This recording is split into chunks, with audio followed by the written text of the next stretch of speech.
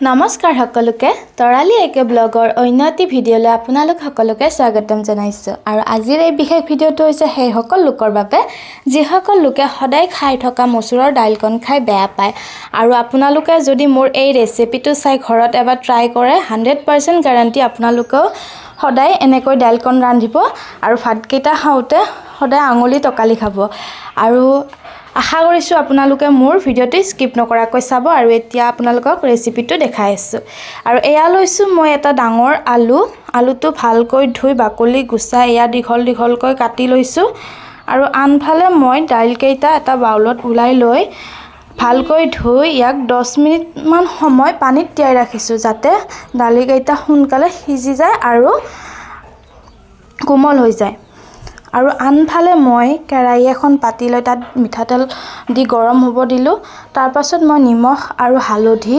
এয়া তেলত দি লৈছোঁ দি লৈ এতিয়া মই যেখিনি আলু কাটি থৈ দিছিলোঁ এতিয়া মই সেইখিনি ফ্ৰাই কৰি ল'ম এইখিনিতে আপোনালোকক জনাও যে যদিহে আপোনালোকে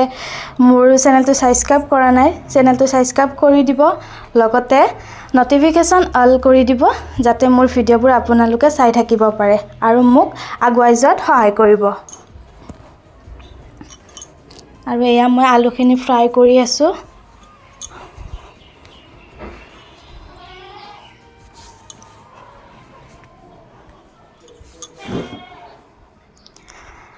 আৰু এয়া ঢাকনিখন দি প্ৰায় 2 মিনিট মান ভজাৰ পিছত মোৰ আলুখিনি হৈ গ'ল ফ্ৰাই কৰা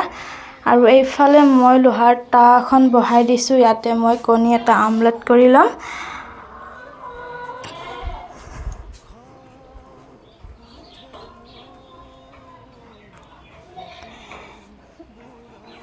আৰু এয়া মই কণীটো আমলেট কৰি ললোঁ আৰু আনফালে মই আলুখিনি তৰিয়াই লোৱা তেল যিখিনি আছিল সেইখিনি আকৌ কেৰাহীখন পাতি দিলোঁ পাতি দি ইয়াতে মই শুকান জলকীয়া এটা দিলোঁ যদিহে জলকীয়া আপোনালোকে বেছিকৈ খাই বেছিকৈ দিব পাৰে তাৰ পাছত মই ইয়াতে পাঁচফোৰণ দি দিছোঁ আৰু কাটি লোৱা পিয়াজ এটা দি লৈ ভালকৈ ভাজি লৈছোঁ আৰু ইয়াতে মই দিম জিৰাৰ গুৰি অকণমান আৰু আপোনালোকৰ ওচৰত যি মছলা আছে যদিহে মছলা খাব বিচাৰে অলপ দি ল'ব পাৰে আৰু মোৰ ওচৰত যিখিনি মছলা আছিল তাৰে অকণমান দি দিছোঁ বেছি নহয় আৰু কালাৰটো আহিবৰ কাৰণে অকণমান কাশ্মীৰী পাউডাৰ দি লৈছোঁ আপোনালোকে নিদিলেও কথা নাই বাৰু তাৰ পিছত এইখিনি ভালকৈ ভাজি লৈছোঁ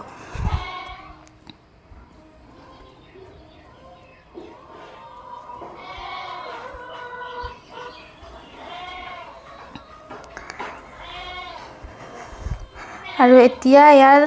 ভিজাই থোৱা দালিখিনি ভালকৈ তৰিয়াই দি দিছোঁ অকণমান সময় ফ্ৰাই কৰি লম এয়া ঢাকনি লগাই দিলোঁ 2 মিনিট মান ফ্ৰাই কৰাৰ পিছত এয়া মই আকৌ উলটাই লাৰি দিলোঁ এতিয়া মই ইয়াতে পানী ব্যৱহাৰ কৰিম আৰু পানীখিনি হৈছে গৰম পানী আপোনালোকেও মানে আঞ্জা বনালে গৰম পানী দিব গৰম পানী দিলে টেষ্টটো বিৰাট ধুনীয়া হয় আৰু এয়া মই ঢাকনি লগাই দিলোঁ আৰু এয়া 5 মিনিট পিছত আপোনালোকে দেখিছে ৰিজাল্ট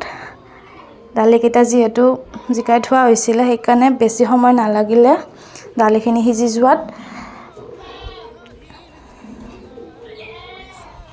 এয়া মই কৰচখনেৰে আৰু ভালকৈ দালিখিনি গোটালি দিছোঁ যাতে দালিবোৰ গলি যায় তাৰ পাছত মই ইয়াতে ভাজি থৈ দিয়া আলুখিনি দি দিছোঁ আৰু আনফালে মই যিটো আমলেট কৰি থৈছিলোঁ তাৰে 2 টুকুৰ কৰি ইয়াতে দি দিছোঁ